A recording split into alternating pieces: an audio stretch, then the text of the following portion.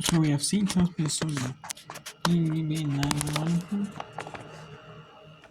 And that is known at home.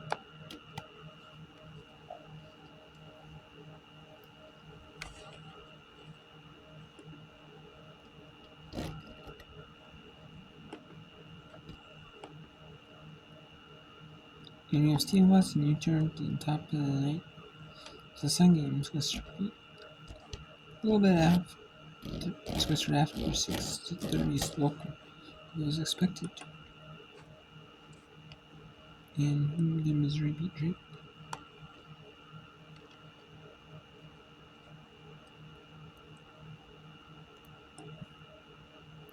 I mean, it's not over yet. No. 6-1 for Missouri.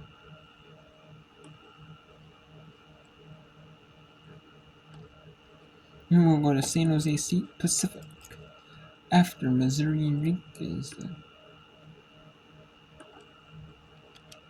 And we're winding down the withdrawal dates. Missouri State Drake against UCF is gonna in run territory 9-0. No, badly 1-0. So about 2 runners on St. Thomas, Minnesota agreement. It was unlikely to be a run. Is a run rule.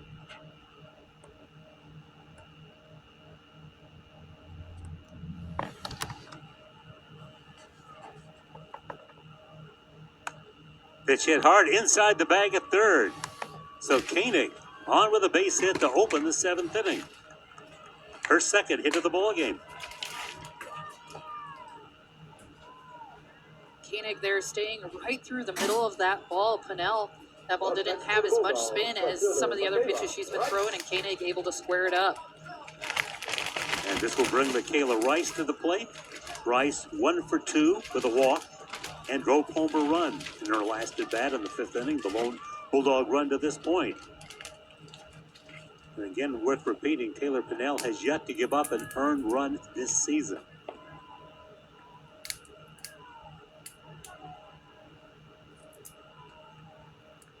Pinnell, the primary closer last year as a freshman for Missouri. 21 appearances, 6 saves last year, and a 2-0 record. She misses outside, 2 balls and no strikes. Abrascato there, able to work down low, keep that ball in front of her.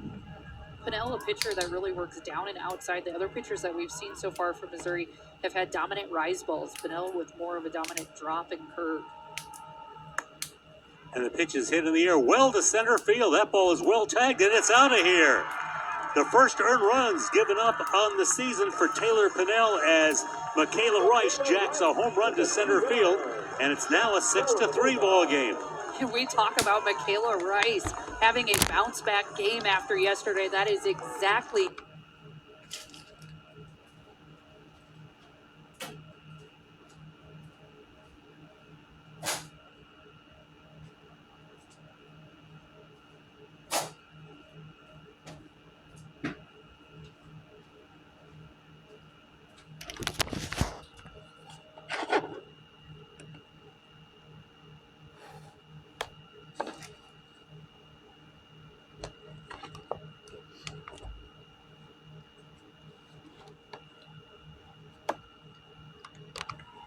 For Rice, that her first home run of the season. And now at 9 runs batted in. She has good pop, has 6 triples, one of the best numbers in the country, but her first home run right there. There's a strike, swinging through it, Dighton. No balls, 2 strikes.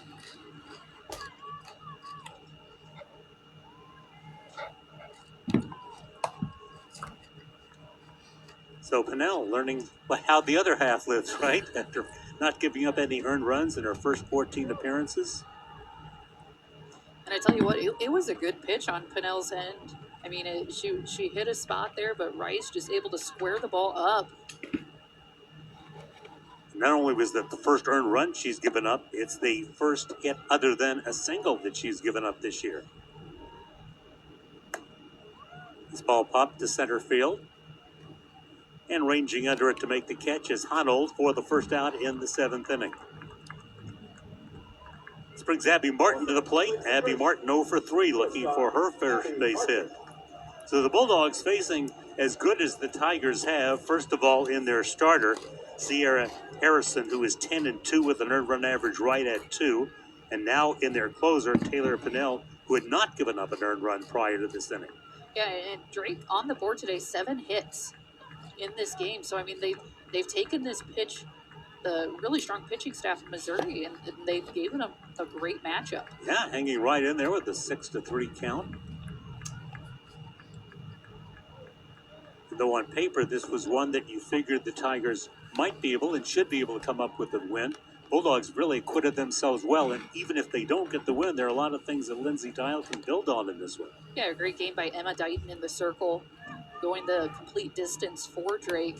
And aside, when you the 2 runs in the top of the 7th, but coming into the 7th inning, really in complete control of the game. 1 ball, 1 strike to Abby Martin. The Bulldog shortstop called out on strikes a couple of times, so no doubt coming up to the plate now with a more aggressive mindset after some conversations with Lindsey Dial. 1-1 pitch is on the inside corner. It's 1-2. Martin getting herself very deep into counts, getting behind early. Bulldogs have the next 4 games on the road. 3 at Murray State over the weekend, a return match with Northern Iowa on Tuesday, and then back home April 19th, 20th, and 21st against Bradley. Meanwhile, the Tigers return to the Missouri Softball Stadium to take on Florida this weekend. Games Friday, Saturday, and Sunday. Bounced on one hop to third, bobbled by Daly, or throw to first base, and it's still in time to get Martin, and the Bulldogs are down to their last out. And Daly, a few times over there at third base, has bobbled on the play, but done a really nice job keeping the ball in front of her on all of these ground balls, and has gotten the out every time. And as you would expect of a third baseman, a good strong arm. Yes, yep. Third baseman's always super reliant on that strong arm. Leitner 0 for 3 as she stands in. Last Bulldog hope. And the first pitch from her is low and away.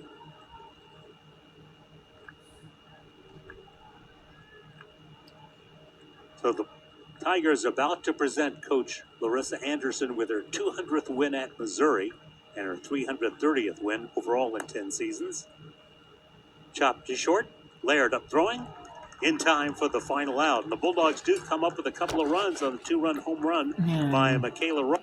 Drake does make it 6-3, a little bit closer. But we have Steve Austin leading, it's tied, 5 up in the bottom of the ninth, but U-Turn has a runner on first and a runner on second. St. Thomas, Minnesota, 13-1 lead on Green Bay. Both are struggling teams, in 37-25. It's kind of surprising that St. Thomas, Minnesota is getting, has a run rule, but softball, it's a game of momentum. You can win at any stadium, it doesn't really matter, the stadium, really, I mean.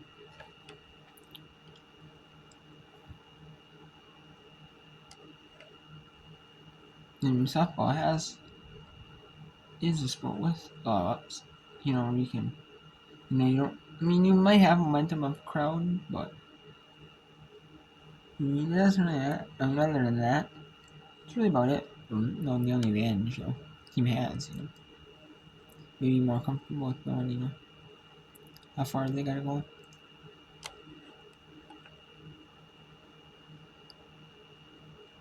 And then we have Jacksonville 0, UCF 9 in the 4th inning. We have Northern Iowa at Bradley.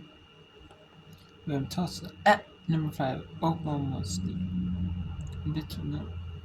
An X, or it's X. I now.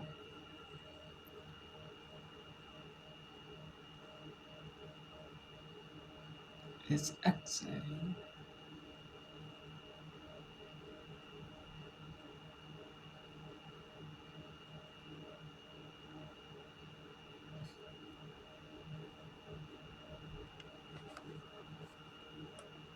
So let's go to the awesome.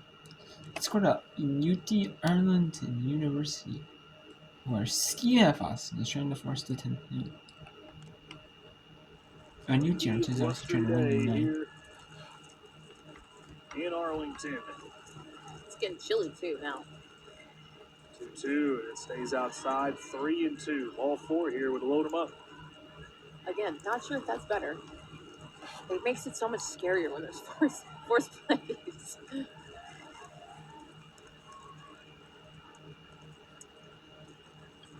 Obviously, that's what UT Arlington. 3-2. That is ball 4. So Corona, back-to-back walks by Telford.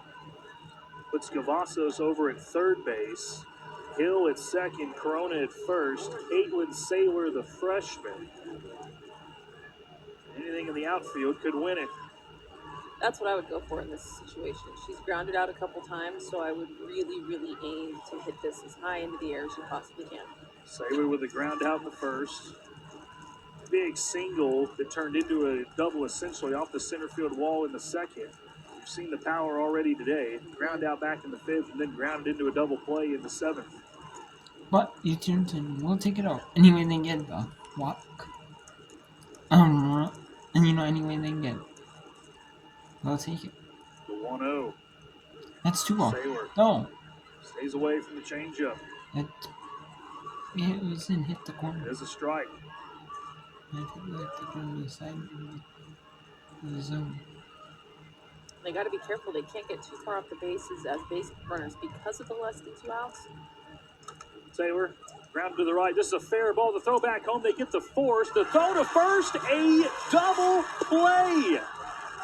SFA survives. Bases loaded, 1 out. And we head to the 10th.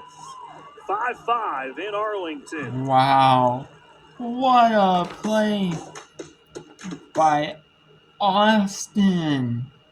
Man. And there's 2 outs. So let's see if Green Bay can. They have to score 5 in this inning. Can they do it? With 1 out remaining. They basically have no outs remaining. No, they can't get out. 5 runs and no outs. No outs remaining. Can they do it? And no, that is. Oh, that is. Was that a catch? Yes, it was. And St. Thomas, Minnesota improves to 9-30 on the year with a 13-1 run rule. Presumably their first run rule of the year. Northern Illinois is looking for the run rule. They're up on Bradley. Northern Illinois out of the Mid-America Conference, and Bradley out of the Missouri Valley Conference. They're up 5-0 Missouri. Northern Illinois.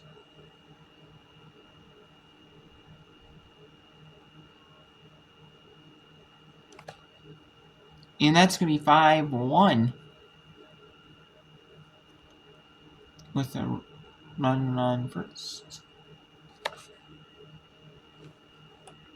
We have Tulsa and Oklahoma State scoreless through 1.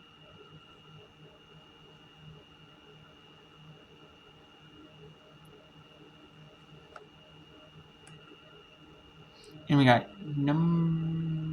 unranked UCF and unranked Jacksonville 9-0 here in the top of the 4th. And we got top 10.